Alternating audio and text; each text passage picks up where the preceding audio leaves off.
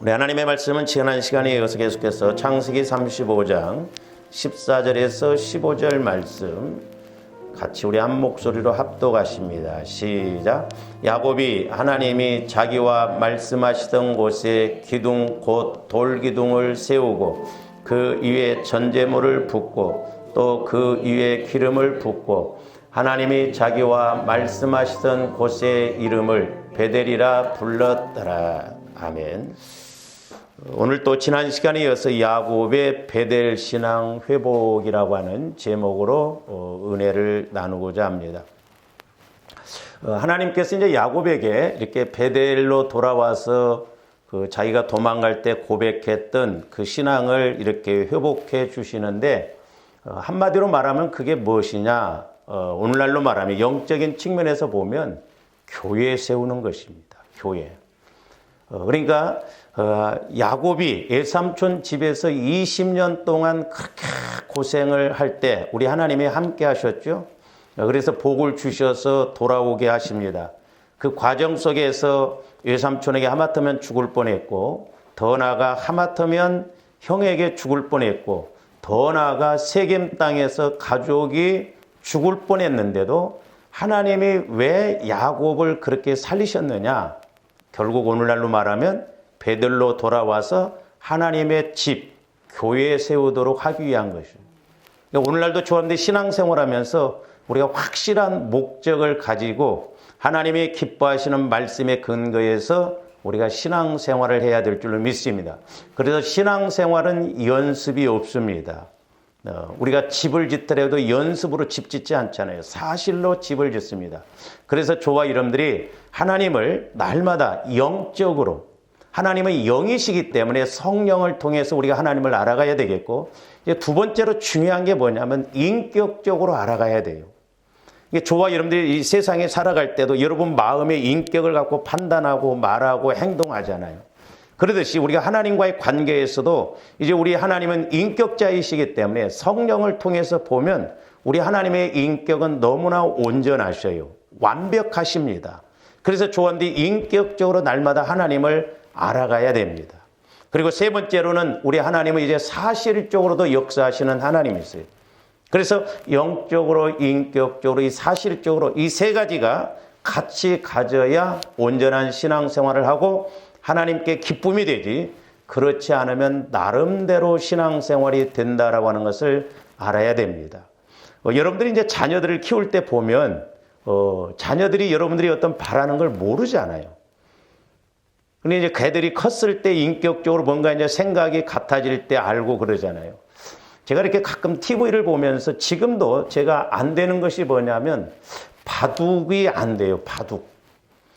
이렇게 바둑판을 보면 그 고수들은 막 몇 수, 막 수십 수까지 보고 그렇게 바둑을 두는데 우리는 오목이나 두지 바둑은 아무리 봐도 그걸 못 하겠어요. 배워보려고 해도 안 돼요. 제가 장기는 잘 되었는데 바둑은 그렇게 안 되더라고. 그리고 또 하나는 당구입니다. 가끔 당구대회 보면 우리는 아무리 그려봐도 세 개를 못 맞추겠는데 그 사람들은 희한하게 뭐 몇 번을 통해서 이렇게 맞게 하거든요. 신앙생활도 마찬가지예요. 아무리 귀로 듣고 우리가 예배 드린다 할지라도 성령을 통해서 알지 못하면 보고도 모르는 거예요. 보고도 못 깨닫는 것입니다. 그렇기 때문에 저와 여러분들이 늘 성령 하나님을 통해서 이제 우리가 말씀을 깨달아야 되겠는데, 그러려면 먼저 내가 성전이 되어져야 된다라고 그랬어요. 무엇보다도 저와 여러분의 마음이 주님 마음으로 바뀌어지는 그런 성전이 되어져서 하나님께서 주님 마음에 주시는 그 성령의 음성을 듣고 신앙생활해야 될 줄로 믿습니다. 그래야 할 때 우리가 이 현상적인 교회, 이렇게 예배당뿐만 아니라 이 믿는 자의 우리 무리가 어떻게 해야 하나님이 기뻐하시는가를 알 수 있어요.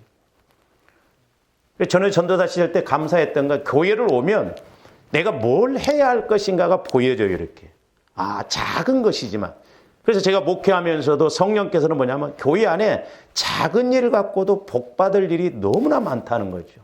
근데 우리가 육신적으로 생각하니까 신기하게 또 하나님 앞에 이렇게 하는 것은 왜 우리가 이렇게 아까워하고 욕심이 드는지 모르겠어요. 그래서 이렇게 우리 하나님께서는 야곱이 숱한 고생을 하고 죽을 위기에서도 살려주신 건 뭐냐? 베델에 올라와서 하나님의 집, 네 입으로 고백하고 네 믿음으로 교회를 세우라는 것이죠. 그래서 오늘날도 우리가 교회 세우는 게 너무 중요합니다. 그래서 무엇보다도 저와여러분들의 마음에 성전이 먼저 세워지고 성전된 그 믿음으로 하나님이 기뻐하시는 일을 따라 교회를 세울 때 분명히 하나님의 크신 복도 주실 줄로 믿습니다. 그래서 이제 오늘 14절 말씀에 보면 지난 시간에 말씀을 드렸습니다만 야곱이 자기와 말씀하시던 곳에 하나님과 교제하시던 곳에다가 돌 기둥을 세웠다 그랬어요. 그 돌 기둥이라는 것은 바로 교회를 세우는 것이다 라고 그랬습니다. 그런데 이제 교회를 세움에 있어서 오늘날 조원님들이 애써야 할 것이 뭐냐면 영적으로 교회를 세워야 된다고 해서 첫 번째로는 그 영적인 게 뭐냐면 기도예요. 기도. 조원님들이 그래서 늘 기도해서 이제 적어도 성령께서 나에게 주시는 말씀을 들을 뿐만 아니라 교회에게 주시는 말씀을 들어야 될 줄로 믿습니다. 그러니까 교회는 사실 어떻게 보면 우리 생명보다도 더 앞장서요. 야곱이 죽을 수 있는 상황 속에서 살려내신 건 왜 그래요? 오늘날로 말하면 교회 세우기 위해서, 베델, 하나님의 집 세우기 위해서 그렇다. 그래서 아시아의 7교회에 동일하게 하나님께서 성령을 통해서 주시는 메시지가 뭐냐면 첫째는 교회에게 성령이 주시는 말씀을 들을지어다 그랬어요. 교회가 먼저예요. 그의 나라와 그의 의를 구할 때 우리가 모든 면에 있어서 잘 될 줄로 믿습니다. 이게 원칙이에요. 그러니까 조합들이 우리 교회에게 주시는 말씀이 뭔가를 잘 듣고 내가 해야 할 일이 뭔가 하고 내가 기도했더니 김집사 회개하라고 하더만 그게 아니고 성령께서 교회에게 주시는 말씀 어떻게 하면 하나님은 지금 교회를 잘 세워나갈까 이거거든요. 그리고 또 하나는 계시록의 그 7개 교회 중에 동일하게 주시는 말씀은 이기는 자들에게는 그랬어요. 두 가지가 이루어져야 우리가 교회를 온전히 세울 수가 있습니다. 마귀 역사를 이겨야 성령의 인도를 받아서 우리가 교회를 세워나갈 수가 있습니다. 그 다음에 이제 두 번째로는 몸으로 우리가 교회를 세워야 된다고 그랬어요. 몸으로. 우리가 몸을 통해서 하나님께 영광 돌려야 될 줄로 믿습니다. 로마서 12장에 말씀하고 있잖아요. 너희 몸을 통해서 영광 돌리라. 그래서 조합들이 몸으로 자꾸 봉사도 하고 귀에만 있으면 우리가 교회에 나와서 자꾸 이렇게 몸으로 봉사할 때 건강의 축복도 오는 줄로 믿습니다. 아직 이제 우리 교회에서는 그런 사람이 없습니다만은 가끔 제가 이렇게 이제 타교인들을 통해서 교통사고로 이렇게 이제 병원에 입원했다고 하는 소식을 듣고 또 이렇게 이제 안면이 있어서 그래서 제가 이제 물어본 게 있어요. 그 병원비가 이번에 얼마나 왔대요? 몇 천만 원 나왔대요. 그럼 이제 저는 당장 계산해 보죠. 참 하나님 앞에 그 돈을 헌금을 했더라면 얼마나 좋았을까. 그거 이제 여러분들이 몸으로 봉사할 때 이 물질과 같이 가는데 보세요. 내가 교통사고 나서 예를 들어서 몇백만 원 들어간다고 한다면 우리가 10,000원씩 쪼개서 드리면 몇십 년 드릴 것입니다. 그렇잖아요. 그렇게 계산하면 얼마나 좋아요. 근데 우리가 병원비 들어가고 그러니까 하나 원망 안 하죠. 그러니까 마귀는 우리를 이렇게 공격하거든요. 그러니까 조합들이 몸 아파봐요. 교회 오고 싶어도 못하고 봉사하고 싶어도 못하고. 그래도 봉사할 수 있는 그 시간이 기회요 은혜인 줄로 믿습니다. 그래서 저와 여러분들은 저도 이제 나이가 60이 넘다 보니까 이게 옛날하고 다르더라고요. 그래서 옛날에 환갑 넘기기가 어렵다라고 하는 것이 그런가 보구나. 근데 요즘 이제 시대가 발전했지만 나이 들면 뭐 요양원으로 가고 그러잖아요. 그래서 조화여러분들 요양원 가지 마시고 건강하게 팔팔하게 사시다가 밥 먹고 며칠 알아서 회개 좀 하고 그렇게 가면 얼마나 좋겠어요. 진짜 우리가 요양원 가지 말아야 돼요. 불쌍하더라고요. 사는 게 아니에요. 그러니까 우리가 이런 것 저런 거 생각하면 늘 하나님의 은혜로 이렇게 가야 될 줄로 믿습니다. 그래서 봉사할 수 있는 때가 기회고 은혜고 이제 제가 이렇게 나이가 아직 뭐 멀었습니다만은 나이가 조금씩 들어가면서 하나 느끼는 게 뭐냐면 나이 들수록 게을르지 말아야 되겠구나. 나이 들면 자꾸 근육이 빠집니다. 그러니까 사람이 게을러져요. 그러니까 움직이기 싫습니다. 그러다 보면 결국 더 문제가 되거든요. 그래서 이렇게 건강한 사람들 보면 자꾸 움직이는 사람들이에요. 조화님들이 자꾸 움직여야 될 줄로 믿습니다. 쓸데없는데 막 갯돈 넣는데 그런 데 가지 마시고 교회 일 하는데 진짜 하나님이 생명 주시는 일에 틀림없어요. 내가 몸으로 봉사할 때 몸 건강. 그래서 저도 매일 이렇게 출근하듯이 이렇게 평일날 와서도 내가 할 수 있는 것이 뭔가. 저도 이제 일복이 많은 사람이라 오면 눈에 그렇게 많은 게 보여요. 어떤 데는 막 한나절 하고 눈에 안 띄지만 자꾸 일을 합니다. 왜? 그만큼 그렇게 할 때 하나님이 제게 건강의 복을 주거든요. 건강의 복을 줘요. 어떤 데 보면 우리 교인 성도들 보면 젊은데 나보다 더 힘이 없더라고. 그렇잖아요. 그러니까 영적인 힘과 육신적인 힘이 있어야 된다 이 말이죠. 그러므로 여러분들이 예를 들어서 뭐 아무리 운동하고 막 건강식품 먹어도 하나님이 와 하면 사고 나서도 가는 수가 있어요. 그러니까 우리는 하나님 앞에 자꾸 몸을 들여서 저와 여러분들이 건강한 몸으로 생명 다하는 그날까지 그렇게 가야 될 줄로 믿습니다. 그 다음에 이제 세 번째로는 이제 물질로도 우리가 교회를 세워나가야 합니다. 물질로도. 그래서 이제 제가 이렇게 물질의 문제에 대해서도 금요일 날 설교를 했습니다만은 조원들이 물질로도 교회를 세워나가야 되는데 이제 우리가 어렵다 보면 저도 해보면 그래요. 없다고 하면서 못 심으면 평생 못 심고 가난해질 수밖에 없습니다. 그렇기 때문에 우리는 그 틀을 넘어서야 되는데 이제 저도 예수를 믿고 신학하게 되면서 성령께서 제일 먼저 깨닫게 해주시는 것이 물질 관계에서 그거에 대해서 너무 감사해요. 어느 날 제가 이렇게 기도하는데 성령께서 너희 아버지가 농사만 짓느냐, 쌀 농사만 짓느냐, 꾀 농사, 팥 농사도 짓지 않느냐. 근데 그때 당시에 꾀 농사를 지었을 때 꾀 한 가마니면 쌀 몇 가마니 값이었거든요.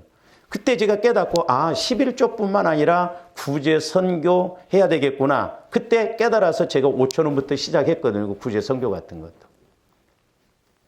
그래서 조언들이 두 가지인데 자꾸 우리의 이런 물질적인 문제도 해결해 나가야 할 거 아니에요. 그러기 위해서는 조언들이 성령의 인도를 받아야 돼요.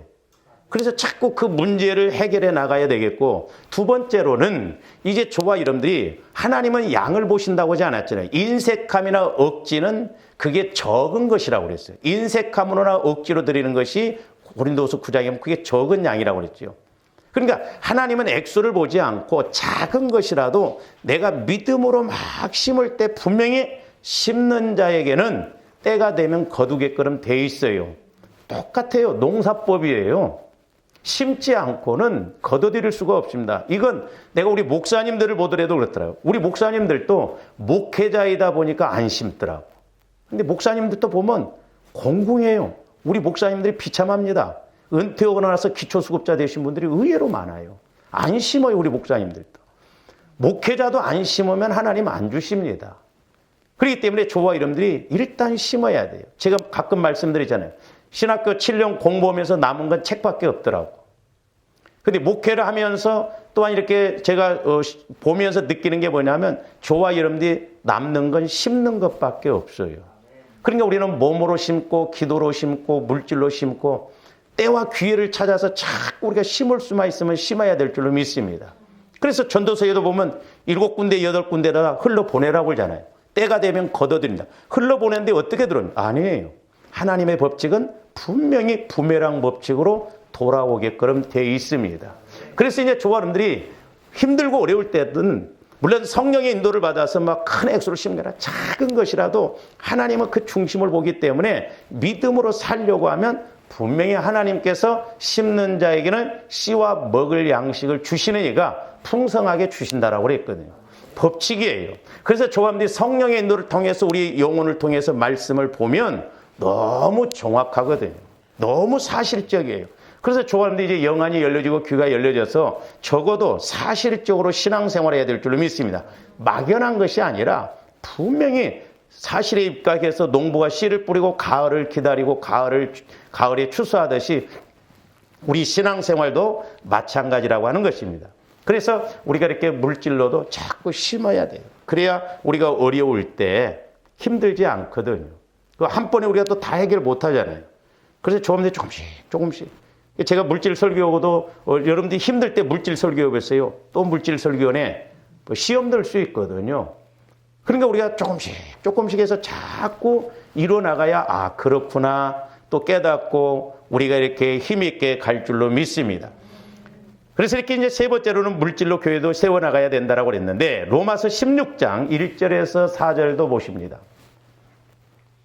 내가 갱그리아 교회의 일꾼으로 있는 우리 자매 베베를 너희에게 추천하노니, 베베 헤어 컬러도 있더라고 저기. 너희는 주 안에서 성도들의 합당한 예절로 그를 영접하고, 베베를 영접하라는, 무엇이든지 그에게 소용되는 바를 도와줄지니 그가 여러 사람과 나의 보호자가 되었습니다. 베베라고 하는 여자가 사도 바울이 복음을 전할 때 이렇게 무엇이든지 물질이 됐던 후원을 했고 또 많은 사람들에게 그렇게 도와주고 구제하고 교회 세우는 일에 애썼다 이 말입니다. 저 개인적으로는 성경에 저렇게 이름이 딱 적혀 있는 사람들은 천국에 가면 아마 멸류관 쓰고 있지 않을까 그런 생각을 해요. 저와 여러분들도 천국에 가서 내 이름 석자가 있어야 될 줄로 믿습니다. 아무리 찾아봐도 옛날에 어떤 집사님 남편처럼 예수 믿고 바로 돌아가셨는데 검은 고무신 타이아표 그거 신고 있으면 안 돼요. 우리의 신앙은 하나님 앞에 가서 더 심각하기 때문에 우리가 열심히 해야 되거든요. 계속 봅니다. 너희는 그리스도 예수 안에서 나의 동역자들인 브리스가와 아굴라에게 문하라. 브리스가와 아굴라는 부부지요. 그러면서 그들은 내 목숨을 위하여 자기들의 목까지도 내놓았나니 나뿐 아니라 이방인의 모든 교회도 그들에게 감사하느니라. 사도 바울이 복음을 전함에 있어서 교회를 세우고자 했잖아요. 근데 브리스길라와 아굴라가 교회를 위해서, 사도 바울의 복음 전함을 위해서 목이라도 내놓을지. 그래서 제가 언젠가 여러분들도 말씀드렸지만 우리 교회도 뼈파가 있을라나. 뭔 말인지 이해가 가요? 뼈파. 이용규 목사가 죽으면 나도 같이 죽겠다.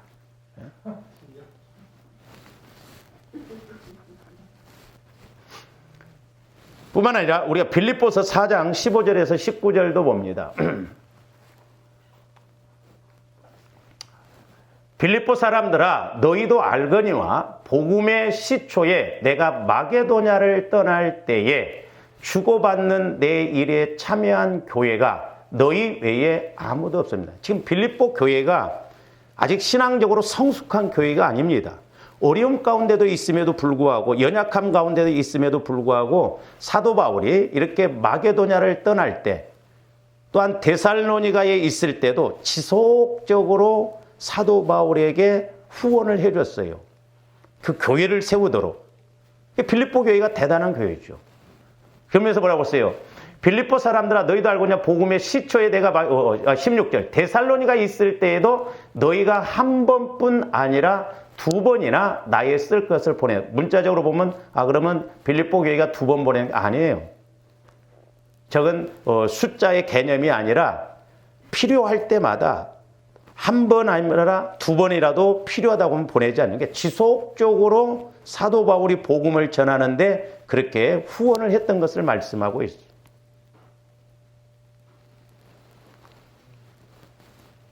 계속 봅니다.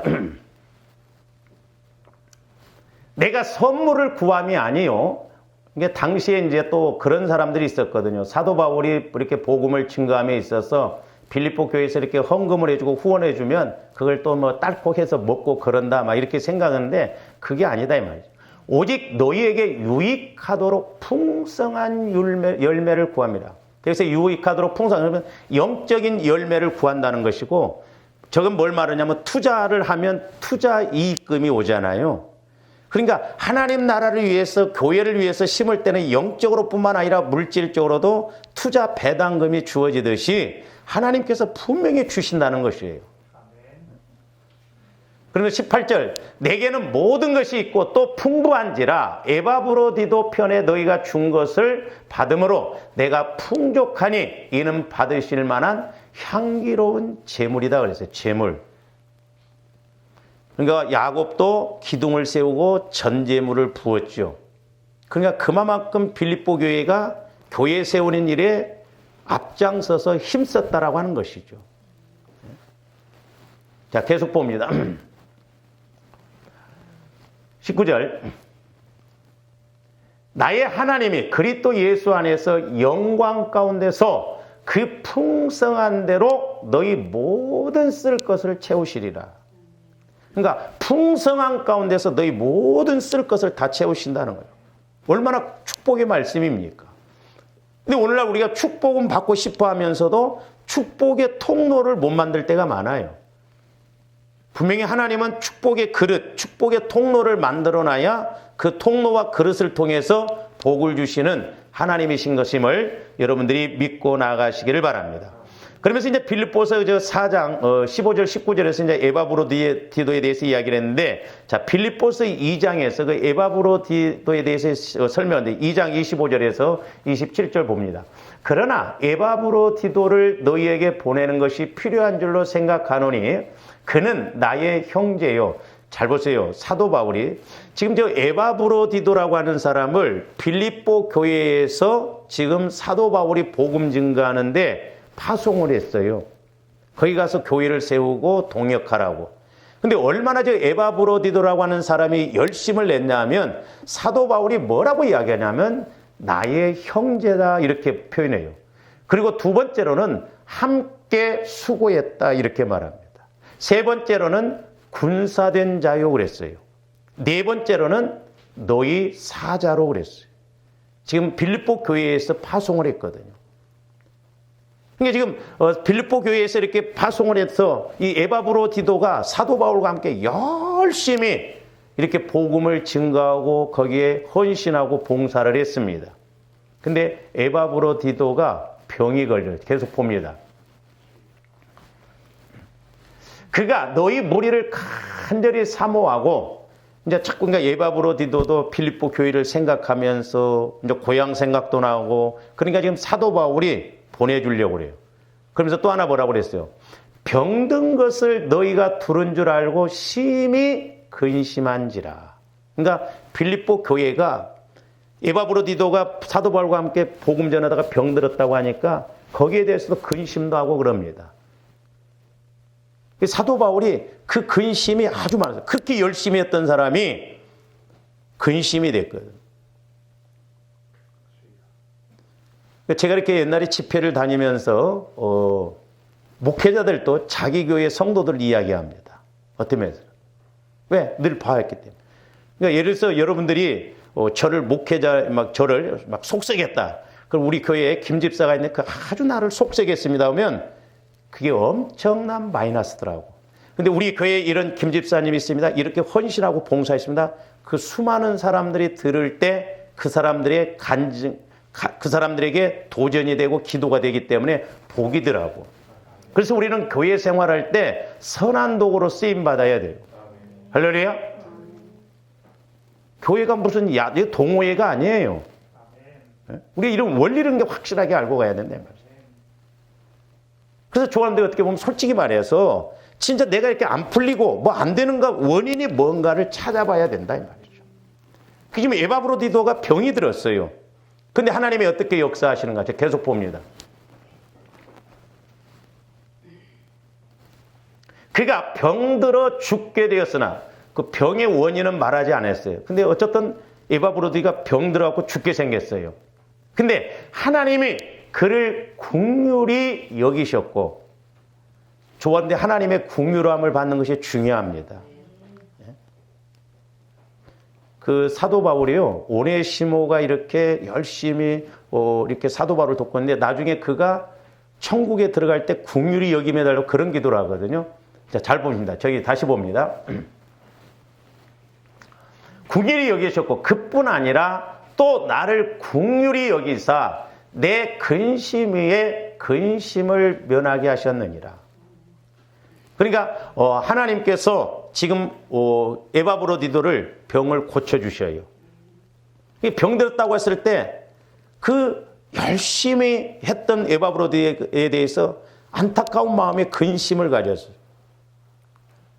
그리고 또 빌립보 교회가 이렇게 걱정을 하니까 그것도 이중적으로 근심이 됐다. 그러니까 에바브로디도가 얼마나 열심히 교회를 위해서 사도 바울과 함께 초대교회를 세워나가는가를 알 수가 있습니다. 그래서 주 안에서 절대 공짜 없습니다.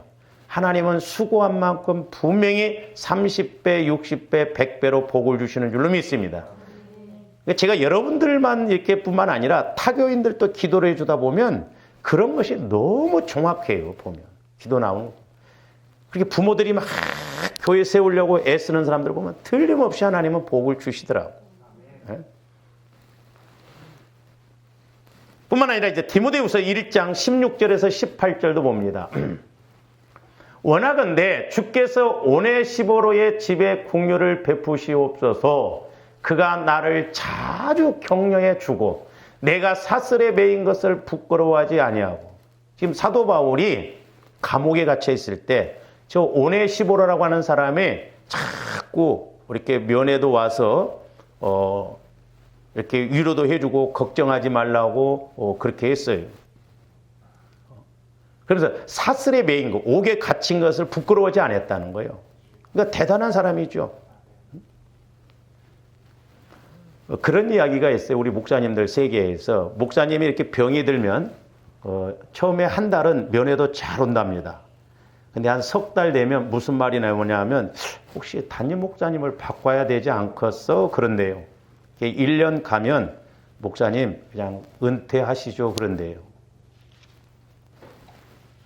그러면서 로마에 있을 때에 나를 부지런히 찾아와 만났음이라. 18절. 원하건대 주께서 그로 하여금 그날의 주의 국류를, 아까 제가 잘못 표현했습니다. 저 오네시보로가 그날 주님 재림하실 때 국률이 여겨달라는 거예요. 사실 조금 천년왕국에 들어간 것이 복 중에 복이거든요. 그러니까 사도 바울은 이 땅에서보다 그 세계가 다 좋은 걸 알았기 때문에 내가 복음을 전한 후에 버림을 받을까 두렵다고 오네시보로가 저렇게 봉사한 것에 대해서 하나님, 그가 국률이 나를 여겼으니까 나중에 우리 주님 재림하실 때 오네시보로도 그렇게 천국에, 천년왕국에 들어가도록 국률이 여겨달라는 거예요. 오늘날 저와 여러분들의 모습과 다르잖아요. 막 여러분들 그렇게 열심히 했으면 제가 그래서 막 축복을 100배로 주시옵소서 그랬지. 주님 재림하실 때 국률이 여겨 주시옵소서 그래봐. 귀를 세워. 그러면서 또 그가 에베소에서 많이 봉사한 것을 내가 잘 아느니라. 하나님은 너무나 정확하게 알고 계십니다. 우리 이제 이런 경우를 우리가 사도행전에서도 볼 수 있는데 사도행전 9장 36절에서 40절 보세요. 이제 다비다라고 하는 사람이 여인이 있었죠. 요바에 다비다라는 여제자가 있으니 그 이름을 번역하면 도로가라. 저기 보면 선행과 구제하는 일에 심히 많다. 그러니까 도로가라고 하는 저 여비, 다비다라고 하는 여인은 예수를 믿고 구제하는데 아주 열심히 했어요. 어떻게 했느냐? 옷을 만들어서 이렇게 옷으로 막 도와주고 그랬어요. 조아님들이 주신 달란트 통해서 오늘날도 얼마든지 할 수 있습니다. 그래서 37절 보세요. 그때 병들어 죽음에 시체를 씻어 다락에 누이니라. 계속 봅니다. 룻다가 요바에서 가까운지라 제자들이 베드로가 거기 있음을 듣고 두 사람을 보내어 지체 말고 와 달라고 간청하여 베드로가 일어나. 그러니까 때로는 우리가 참 이게 중요하더라고요. 우리가 신앙생활하면서 우리가 사람도 잘 만나야 되고 때로는 어떤 약도 잘 만나야 됩니다. 어떤 사람들은 소개시켜줘도 무시해버리죠. 그러니까 조함들이 어떤 그런 것도 잘 만나야 돼요. 그러면 하나님은 그걸 통해서도 역사하시거든요. 지금 다비다가 그렇게 선행과 구제로 열심히 신앙생활하다 죽었어요. 근데 베드로가 마침 가까운 데 있었거든요. 베드로가 일어나 그들과 함께 가서 이름에 그들이 데리고 다락방에 올라가니 모든 과부가 베드로 곁에 서서 울며 도르가가 그들과 함께 있을 때 지은 속옷과 겉옷을 다 내보이거늘. 전부 옷을 보니까 도르가 다비다가 전부 이렇게 만들어서 주었던 것이라는 거죠. 예? 계속 봅니다. 40절. 베드로가 사람을 다 보내고 무릎을 꿇고 기도하고 돌이켜 시체를 향하여 이르되 다비다야 일어나라 하니 그가 눈을 떠 베드로를 보고 일어나 앉는지라 그랬어요. 다비다의 죽음은 뭘로 사실 이렇게 살림을 받는 거예요? 선행과 구제가.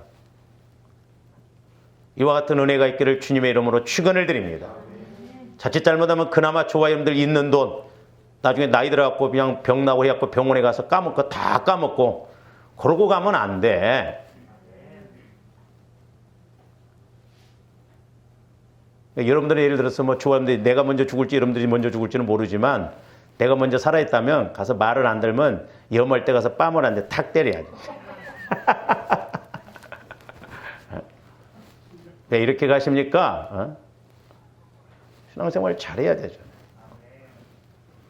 그러니까 도루가는 오히려 평상시에 조금씩 이렇게 자기 달란트 따라서 옷 만들어주고 구제했더니 죽음을 이렇게 생명으로 바꿨잖아요. 이거 얼마나 어떻게 보면 짭짤합니까? 나의 작은 선행이 죽음을 바꿨어요.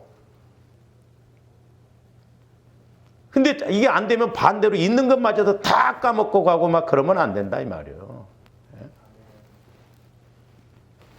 쥐고 있다고 해서 내 게 아니에요. 하나님이 불어버리면 하루아침에도 날아갑니다. 그 다음에 사도행전 10장 1절에서 4절도 보세요. 이 선행과 구제함으로 말미암아 저기 이제 고넬료라고 하는 사람인데 이방인이었어요. 저 사람. 가이사라에 고넬료라는 사람이 있으니 이달리아의 부대라는 군대의 백부장이라. 오늘날로 말하면 이제 대위입니다. 대위, 중대장. 근데 이방인이었지만 하나님을 잘 믿었어요. 그가 경건하여 온 지방과 더불어 하나님을 경외하며 백성을 많이 구제하고 보세요. 백성을 많이 구제하고 하나님께 항상 기도하더니 3절 계속 봅니다. 하루는 제9시쯤 되어 환상 중에 밝히 봄에 하나님의 사자가 들어와 이르되 고넬료야 하니 고넬료가 주목하여 보고 두려워 이르되 주여 무슨 일이니까 천사가 이르되 내 기도와 구제가 하나님 앞에 못 되었다? 상달되었다라고 상달되었다. 그러니까 조화임에게 주시는 사명 달란트를 통해서 하나님 나라에 상달될 정도면 대단한 거예요. 조화임도 이 사명 마치고 가야 될 줄로 믿습니다. 언젠가 제가 기도할 때요. 이렇게 사명을 감당 못하고 돌아가신 분들이 있는데 이건 제 표현으로 하나님이 얼마나 화가 나시면요. 예를 들어서 이제 이렇게 시신이 있다면 발로 차면서 이 자식아 내 사명 내놓고 가라. 내 사명 감당하고 가라는 거야. 내가 피값으로 너를 했는데 사명 감당 못하면 그 상급 심판이 얼마나 무서워요. 내 사명 감당을 하는 거예요. 사명 감당. 내 사명 감당하고 죽으라는 거예요. 제가 옛날에 어떤 권사님 한번 기도드릴 때 기도 사명이 있는데 두 번째 가서 기도니까 이제는 네 사명을 다 이뤘다는 거예요. 와도 된다는 거예요. 얼마나 그 복입니까? 응? 그러니까 저렇게 자기 사명을 고넬료가 다 감당하고 이방인이었지만 하나님을 잘 믿고 선행과 구제를 하니까 이방인들 중에 제일 먼저 성령 은혜를 받고 구원받는 그런 가족이 되었던 것을 볼 수가 있습니다. 10장 44절에서 46절 보세요. 그러니까 하나님도 제가 말씀드렸죠. 물질과 은혜는 같이 와지고 같이 가져야 된다고. 저기 보세요. 베드로가 이 말을 할 때 이제 여러분들이 그 읽어보시면 중간에 이제 이렇게 제가 띄었습니다만은 이제 베드로를 초청해서 계속 대화하는 과정 속에서 뭐라고 하냐면 이제 베드로가 최종적으로 뭐라고 베드로가 이 말을 할 때 성령이 말씀 듣는 모든 사람에게 내려오시니 베드로와 함께 온 할례 받은 신자들이 이방인들에게도 성령 부어주심으로 말미암아 놀라니 그러니까 지금 고넬료 가족뿐만 아니라 그 있는 이방인들이 지금 성령께서 고넬료 가족에 먼저 성령을 부어주셨어요. 그러니까 방언을 말하며 하나님 높임을 들음이라 그랬어요. 그러니까 아까도 말씀드렸지만 빌립보 교회가 이렇게 바울에게 후원을 하면서 이렇게 하는 것은 단지 물질적인 도움이 아니라 사도 바울이 기도하기를 너희들에게 물질뿐만 아니라 영적인 열매가 풍성히 맺히도록 그렇게 하라는 것이죠. 그러니까 고넬료가 이렇게 구제하고 믿음으로 해보려고 하니까 성령의 기름 부음을 받아서 이방인 중에 제일 먼저 교회가 세워지는 가정이 됐다 이 말입니다. 그래서 고린도전서 15장 58절에서 보면 뭐라고 그랬느냐. 그러므로 내 사랑하는 형제들아 견실하며 흔들리지 말고 항상 주의 일에 더욱 힘쓰는 자들이 되라. 이는 너희 수고가 주 안에서 헛되지 않은 줄 알미라. 헛되지 않아. 그러니까 성령 하나님은 다 아시고 계신다 이 말이에요. 그러니까 제가 이렇게 기도를 해주다 보면 뭐 여러분들이 아니라 이렇게 타교인들도 기도해 주다 보면 이 사람이 봉사를 열심히 하고 믿음으로 살았는가 안 하는가 대번 알 수가 있어요. 대번 알 수가 있습니다. 벌써 열심히 믿음으로 살아보려고 하고 교회 세워보려고 하는 사람은 기도 내용이 벌써 달라요.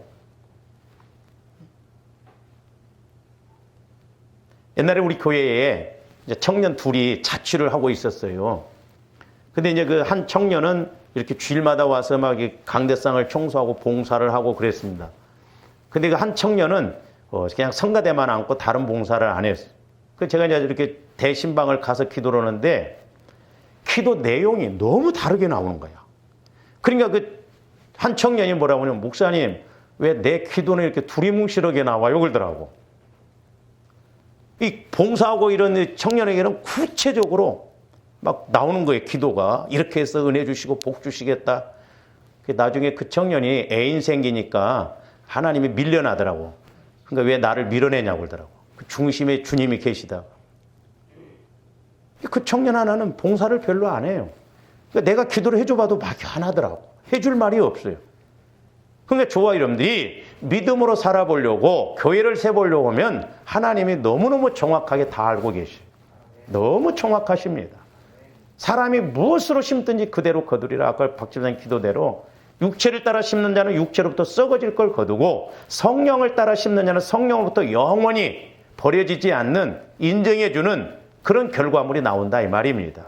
그래서 조합대 신앙생활을 사실에 의해서 신앙생활을 합니다. 제가 요즘 기도하면서 하나님은 너무나 사실적이다. 사실적으로 우리가 알려면 영적으로 깨닫고 인격적으로 내가 인식을 해야 되지 않냐 이 말이죠. 주 안에서의 수고가 결코 되지 않다는 거예요.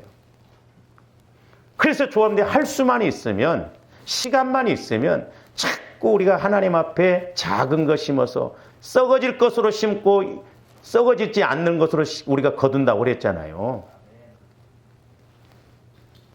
제가 뭐 여러분들 헌신하라 봉사하라 그게 아니라 조합대 좀 하나님 믿었으면 복을 받아야 할 거 아니에요. 할렐루야. 복을 받아야 할 거 아니에요. 하나님을 믿었더니 하나님이 이렇게 복 주시더라. 사실에 입각해서 가야 되죠. 우리가 구약에서 보면 이렇게 성전을 세울 때 기둥을 세우는데 놋으로 두 기둥을 세웁니다. 자, 우리 열왕기상 7장 15절에서 22절 봅니다. 그가 놋기둥 둘을 만들었으니 이스라엘 백성들이 범죄할 때 하나님이 놋 십자가를 세우라고 그랬죠. 저기서 놋이라고 하는 것은 이제 하나님의 능력과 보호를 말해요. 나무는 썩어버리잖아요. 놋기둥은 이렇게 썩지를 않아요. 그래서 여기 보면 뭐라고 했어요? 그 높이가 각각 18규빗이라 각각 12규빗 되는 줄을 둘을 말합니다. 저 줄을 둘을 말하는 이제 뭐냐면 이게 지름을 말해요. 두께. 그러니까 12규빗이면 1규빗이 한 45cm거든요. 계산해 보면 몇 메타가 나와요? 거의 5m 20이 나와요. 5m 40인가?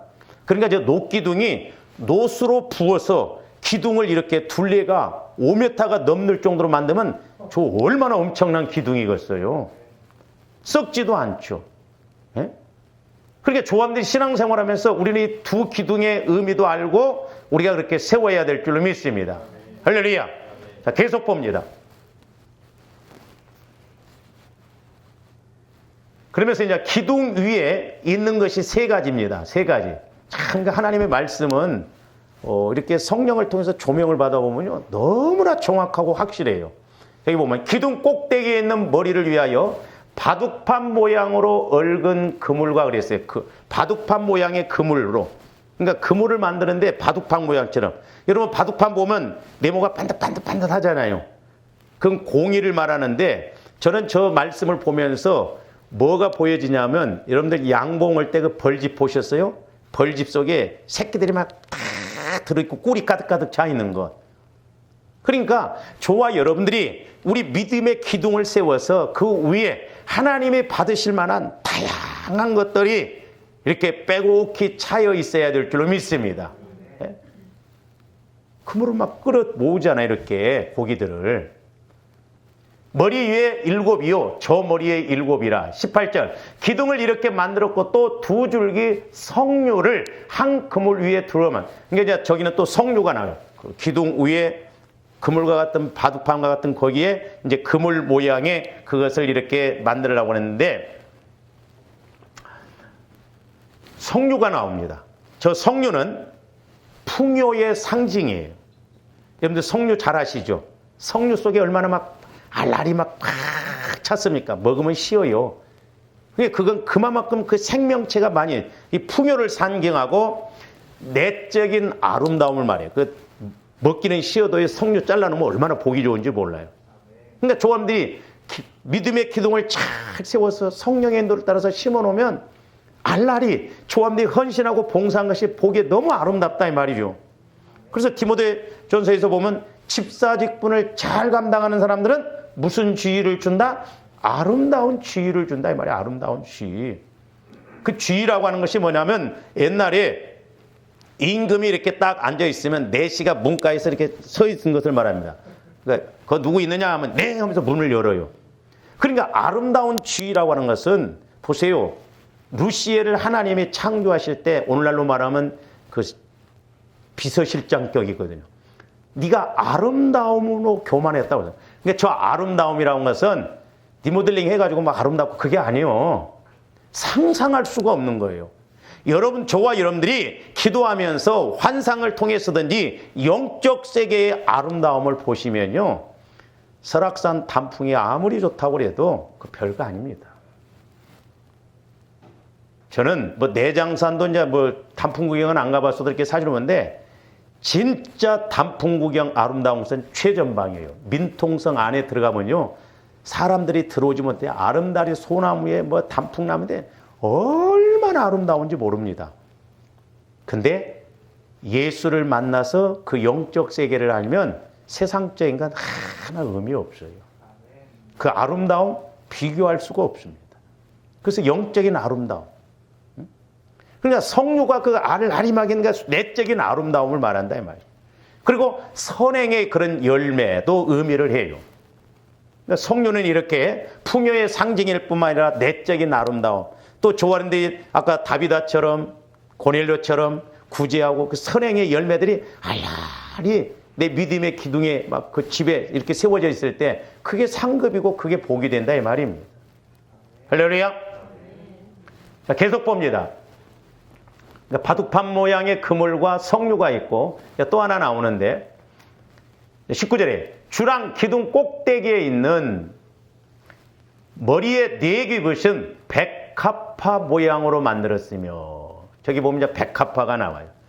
그러니까 바둑판 모양의 그물, 석류, 백합화. 여기서 백합화라고 하는 것은 뭐냐면 순결함과 아름다움을 상징해요. 그래서 이스라엘 백성들에게는 저 백합화가 약속된 땅의 꽃이다 그렇게도 이야기를 합니다. 왜? 하나님이 약속, 언약으로 가나안 땅을 주셨거든요. 그러니까 저와 여러분들이 저렇게 백합화처럼 피어 있다는 것은 확실하게 하나님께서 약속된 은혜, 아름다움, 순결함.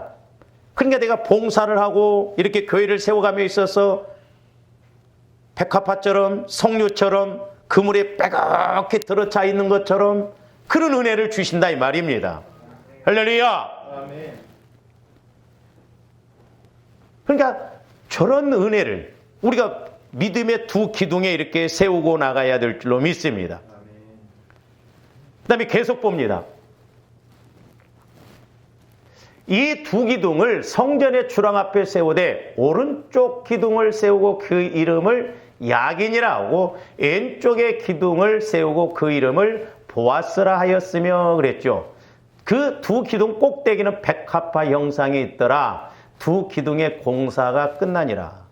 저기서 보면 두 기둥 이름을 하나는 야긴, 하나는 보아스라고 하는데 야긴이라고 하는 것은 무슨 의미냐면 저가 세우리라 그 말이에요. 다시 말씀드리면 주와 이름의 신앙도 교회도 하나님이 세우셔요. 우리를 도구로만 쓰실 뿐입니다. 그러니까 우리가 주의 일을 함에 있어서 내가 하려고 하니까 힘들고 시험 들어요. 제가 언젠가도 기도할 때 성령께서 오죽했으면 그런 비유 말씀 제가 드렸잖아요. 너희 것 물질 내놓으라고 하면 별소리 다 한다 이 말. 더럽고 치사하다는 거야. 하나님은. 그러니까 내 것 갖고 주어서 내 것 내놓으라고 봉사라고 한다는 거야. 그러니까 모든 것이 하나님 것이에요. 막 조한다한테 뭐 좀 부탁해봐요. 우리 하나님이 기다리다가 지쳐 막 고민하고 그러잖아요. 그러니까 하나님이 저가 세우시라는 거예요. 변치 않는 능력이 있는. 그래서 조함대 믿음도 자꾸 성령을 통해서 하나님이 세우신 대로 우리가 쓰임받고 나가야 될 줄로 믿습니다. 그 다음에 보아스라고 하는 것은 그에게 능력이 있다 이 말이에요. 그러니까 녹기둥이라고 하는 것이 하나님의 능력과 보호를 말하잖아요. 그러니까 하나님이 세우시고 하나님이 보호해 주셔요. 그러니까 내가 하려고 하지 마세요. 여러분들이 뭐 하려고 하다가 시험 들면 멈추세요. 하지 마시고 먼저 기도를 하셔요. 그렇게 해봐야 오히려 역효과만 납니다. 마귀는 그걸 무너뜨리려고 우는 사자와 같이 공격하거든요. 그러니까 성령의 힘을 통해서 그러니까 저와 여러분들이 성령의 인도를 받아보면 입이 100개라도 할 말이 없더라고요. 지금이야 이제 그런 기도가 안 나오는데요. 옛날에는 예를 들어서 여러분들이 저기서 성령께서 필요하시면 여러분들이 막 뭐 쪼꼬쪼꼬 오면요. 내가 기도하면 기도 속에 다 나와. 그러면 그런 말 했는가 보구나. 그런 생각을 갖죠. 하나님이 저한테 신기한 은혜를 주셨어요. 어떤 데 이름만 대도 그 영적 상태를 이렇게 넣는 거죠. 그러니까 우리가 성령을 힘입어서 교회 세워야 될 줄로 믿습니다. 근데 이제 보면요. 그러니까 이제, 여러분들이 그럴 때 뒤집어서 이렇게 생각해 보세요. 그러니까 제가 말씀드렸잖아요. 가룟 유다 진짜 깨졌으면 멋지게 쓰임받을 수도 있었을 거예요. 왜? 머리도 잘 돌아가고 그래도 믿을 만한 게 돈꽤 맞겠지. 그렇잖아요. 아나니와 삽비라 그 당시에 누구보다도 땅이 많았어. 그러니까 땅 팔아서 그래도 헌금하려고 했다 이 말입니다. 믿음으로 했더라면 얼마나 좋겠어요. 근데 어떤 데는 저도 이렇게 그냥 기도를 해주고 그러다 보면 그릇이 아까워, 그릇이. 그래서 어떤 면에서는 제가 때로는 그릇이 너무 커도 문제구나. 왜? 하나님이 주신 것으로 채워져야 되는데 하나님이 주신 것으로 안 채워지면 방해꾼 됩니다. 일꾼이 아니라. 틀림없어요. 중간 지점은 없습니다. 그러니까 야긴 저가 세우리라. 보아스 그에게 하나님의 능력이 있다. 그러니까 오늘날 적용적인 측면에서 보면 두 기둥이라고 하는 것은 무엇인가? 조함대 하나는 뭐냐면 영적인 거예요. 영적인 은혜를 받아야 될 줄 믿습니다. 그래서 영적인 힘을 입어서 교회에 세워야 돼. 또 하나는 우리가 이제 현상적인 것, 뭐 물질이 됐고 몸이 됐고. 그래서 이 두 기둥이 영적으로 물질적으로. 제가 이렇게 이제 교회를 막 자꾸 허무는 사람들 보면 교회 세우는데 두 가지로 생겨요. 하나는 영적으로 기도하고 하나는 물질로 세우라는 거죠. 이 두 기둥이 있을 때 교회가 온전히 세워져 나갈 수가 있는 것입니다. 그래서 우리가 앞에서 말한 이 영적인 것과 물질적인 것도 보면 보세요, 조감들이 은혜 받을 때 그러니까 항상 이게 같이 가더라고. 저도 해보면 그렇고 이렇게 대화를 해보면 여러분들이 은혜 받을 때 은혜 받았다 그걸로 끝납니까? 아니에요. 그건 어린아이 신앙이에요. 그걸로 끝나면 은혜 받으면 꼭 내가 하고 싶은 마음이 생깁니다. 하나님 앞에 뭘 하고 싶어요. 같이 와진다니까요. 은혜 받을 때 헌신하고 싶고 막 드리고 싶고 봉사하고 싶고 그게 온다니까요. 근데 하나님께서 우리에게 은혜 주실 때도 야 나는 영적인 하나님이다. 은혜 충만히 받으라. 마음만 편하게 해주십니까? 아니에요. 물질적이고 환경적인 것도 같이 따라옵니다. 할렐루야. 분명히 확실해요. 그러니까 오죽했으면 어떤 권사님이 기도를 깊이 오면 자꾸 헌신을 하라고 하고 복잡하니까 적당한 선에서 기도를 끝낸대요. 그럼 자기도 적당한 선에서 하나님 복 안 주시면 어떻게 하겠어? 그래서 이렇게 우리가 헌신하고자 할 때도 보면 은혜 받을 때 위해 헌신하고자 하는 마음도 오고, 또 축복받고자 할 때, 축복받을 때도 하나님은 분명히 은혜를 주시고 축복도 주십니다. 달랑 물질만 해결 안 해주셔요. 왜? 주어도 자칫 잘못하면 문제가 되기 때문에 같이 메시지와 현상적인 것이 같이 온다는 걸 알아야 돼요. 그래서 저와 여러분들이 이렇게 교회를 세움에 있어서 기둥을 세웠다는 것은 교회를 세우는 것인데, 우리가 영적으로 세우고 몸으로 세우고 물질로 세우고, 그러면 뭐 필요할 것이 뭐 있어요? 그 다음에 이제 크게 두 번째로는 야곱이 그 기둥에 전제물을 붓습니다. 이 내용에 대해서는 다음 시간에 이렇게 하도록 좀 하겠습니다. 기도하십니다. 사랑의 아버지 하나님, 감사를 드립니다.